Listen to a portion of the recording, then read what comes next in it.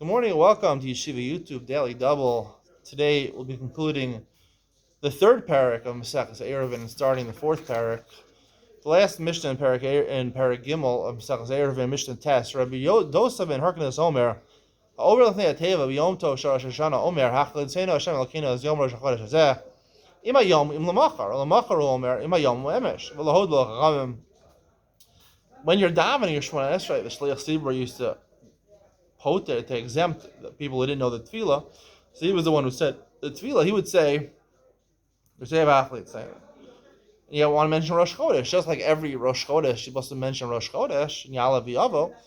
On Rosh Hashanah, you mention Rosh Chodesh. The problem is you don't know which day, right? You don't know which day is Rosh Chodesh, especially in a case where practically nowadays we have 2 days, right? This is Yom HaRichta, like we said in the last Mishnah. This is based on the last Mishnah. We said it's Yom HaRichta, Rosh Hashanah.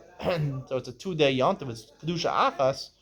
But technically only 1 day is really Rosh Chodesh. So therefore, you mention Rosh Chodesh, but you say you're not sure which day it is, really which it is. So you say, so therefore you stipulate on both days if it's today or tomorrow. On the second day, if it's today or it was yesterday. The Chum don't agree with Rabbi Dosa ben Harkinas on 2 counts. First of all, they don't agree with him that you stipulate something like this. And second of all, the bigger concern is that you don't mention Rosh Chodesh and Rosh Hashanah. Even though the other 11 months you mention Rosh Chodesh, it says, Bakesel Yom Chagin. Rosh Hashanah is called covering up the day of Rosh Chodesh.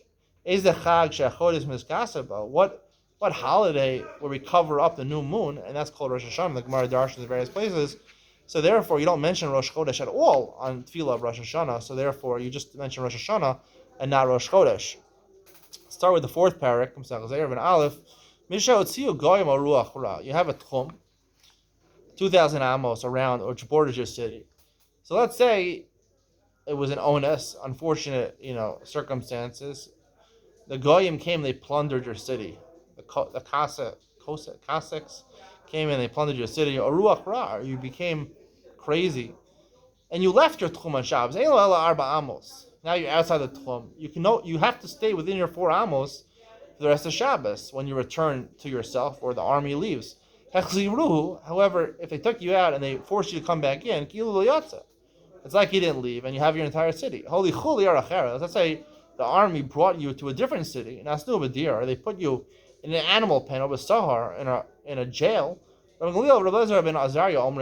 They say in this case where you're transported to a new city against your will, right? Mahalech eskula. You can walk the entire city within its 2,000 amos limits, or the entire jail. Rabbi Akiva, they say even in this case, you only get the city that you started your Shabbos in. They put you somewhere else if you only walk Daled Amos. There's an incident where a boat came from a place called Parnadisa. I don't know where that is. They expected to dock before Shabbos. It didn't.